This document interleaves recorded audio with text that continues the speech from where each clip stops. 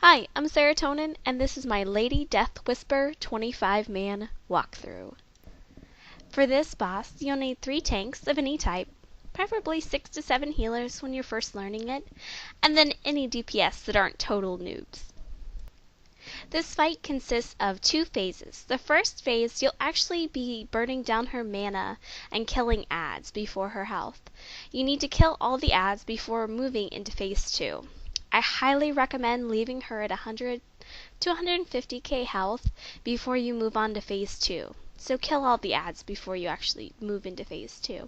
Also move out of bad things and CC mind controlled people. And for phase 2, you'll finally be killing her. There are no more adds, however, there are ghosts that will pop up and do a massive amount of damage to people. Around 15k, so stay away from them. Also, before any DPS even hits her in phase 2, make certain that the tanks get her first. And make certain that you set up an interrupt rotation for her frost bolts. Alright, as far as her ability goes, she has Mana Barrier. It absorbs all damage and burns her mana instead. Enough said about that. She also has Shadow Bolt. It'll hit a random person for 9 to 11k damage. Healers, please be aware that this will be spike damage and just pay attention to it. Her next ability is Death and Decay. It's green. It lasts 10 seconds. It does 6k shadow damage every 1 second, so get the fuck out and don't be bad. Another ability is Dominate Mind. She mind controls somebody, a random person. It lasts 20 seconds, so please make certain to sheep, banish, frost trap, stun, kidney shot, etc, etc. Her next abilities are actually cast on the adds. Dark Empowerment. It will hit a random adherent or fanatic. They do AoE damage with spells, and they're uninterruptible. Her next ability is Animate Dead. Deathwhisper will res an add who died to Dark Martyrdom. However, if you kill the add before they cast Dark Martyrdom, hey, they won't be rezzed. Alright, as far as the adds go, they will spawn from 3 different places. 3 from the right, 2 adherents, and 1 fanatic. And from the left, 2 fanatics, 1 adherent, and then 1 in the back, which will be a random. Tanks, make certain that you're waiting for them, and once a deform pops up, remember that you can't tank that sucker. It hits too hard, and it doesn't hold aggro. Enough said. The adds also have a shared ability. It's called Dark Martyrdom. It hits for 12k shadow damage for anyone within 15 yards of them when they die, and this gives them the chance to be reanimated. However, it's a 4-second cast, and if you can kill them before the cast goes off, they can't be rezzed, which makes your life so much easier. Alright, now on to the adds abilities. The Cult Adherent does a Death Chill Bolt. It does 8 to 11k Shadow Frost damage to its highest aggro target. This is interruptible, so interrupt it. Next is Shout of Occult. It's 100k health magic barrier. Melee has to DPS it down, otherwise casters will spell reflect themselves to death. I've done this before. It sucks. The next ability is Frost Fever. It has a 15-second duration and it does frost damage every 3 seconds. It reduces melee and range speed by 14% on its highest threat target. This can be taken off. Curse of Torpor. It's by far the most annoying thing in this fight. It's a curse and it increases ability cooldown by 15 seconds. Decurse it immediately. It's a pain in the ass. And finally, if it becomes a reanimated adherent, it has Adherent's Determination. Melee has to DPS these guys down, because if a caster tries to, you'll do like 100, maybe 200 damage on them. And also, if you interrupt DM, if you kill them before they get the cast off, they can't be raised. Woohoo! And finally, the Cult Fanatics. Their melee hits, they hit like a Mack truck, so they have to be tanked. They do a Shadow Cleave, which does 15 to 17k shadow damage to anyone in front of it, so make certain you're not in front of them, and tanks make certain to point them away from everybody. They also do Necrotic Strike. It's 70% of weapon damage. It negates the next 14k healing done to that target, so you have to overheal. Think Jiraxis. And another ability is Vampiric Might. You need to spell steal or purge this. It will increase your damage by 25%, and it also will heal you by 300% of your damage dealt. So that's really, really nice.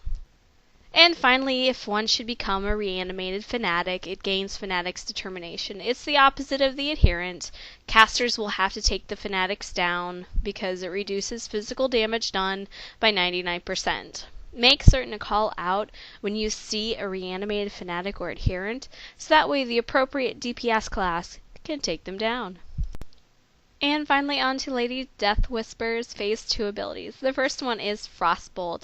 It's unresistible, so Frost Gear won't help. And it must be interrupted because it does 50k damage to the tank. It's a 2-second cast, so it's really not too hard to catch. Have 2 or 3 people do it in a rotation and just say if you got it or not. Her next ability is Frostbolt Volley. It has an 8-second cooldown and it's an instant cast spell. It will hit everybody in the raid for 10 to 12k frost damage. It looks kind of similar to Frostbolt, so don't think, you missed it. It will go out to quite a few people, so there's not much you can do. Just, healers, we love you. You have to be healed through it. And finally, there is Touch of Insignificance. It reduces the target's threat, the tank, by 20%, and it stacks up to 5 times. That's 100% reduction to threat.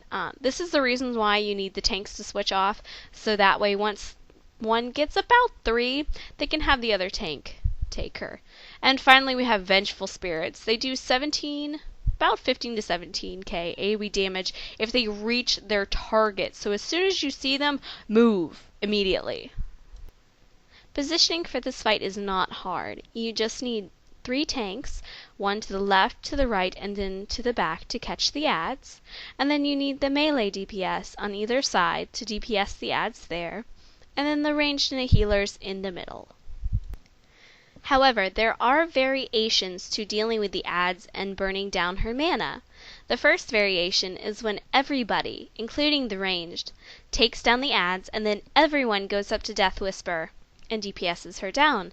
Otherwise, the other strategy is to have the melee DPS the adds, have the ranged only DPS the adds when they have to, and have the ranged take down Deathwhisper. Either way, it works very well. In either case, everyone will proceed to go up to Deathwhisper the beginning of Phase 2. Make certain that the ranged and healers are spread out because you don't want to be hit by ghosts. Otherwise, that's the positioning. It's really not hard. Alright, now for the fight itself. Deathwhisper is up on her platform. She's not going to move. At this point, you have a choice of either assigning range to just stay on Deathwhisper and have everyone else DPS down the adds, or you can do as we always do and just have everybody DPSing the adds if they're not bad and getting them down so that way everybody has around 20 seconds to DPS her, which is very, very nice. If you'll notice, you can see the green Death and Decay. There will be a better look at it in a little bit, but otherwise just pay attention to the adds. Also make certain that you CC people. You can cyclone them, stun them, sheep them, anything. And there's a better look at the Death and Decay.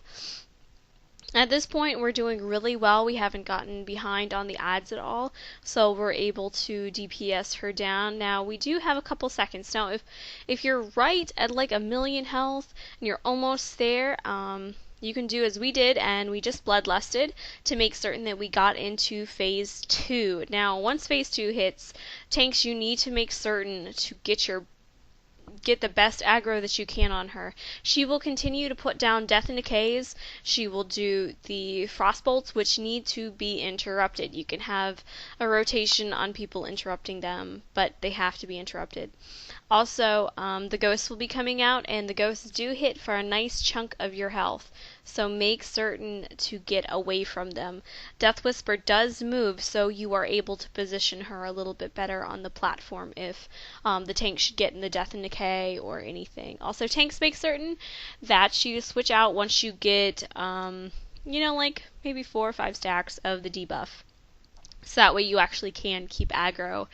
Um, but yeah, otherwise, that's about it. Just continue to decursing people and make certain to CC them if they get stunned, and it's good game.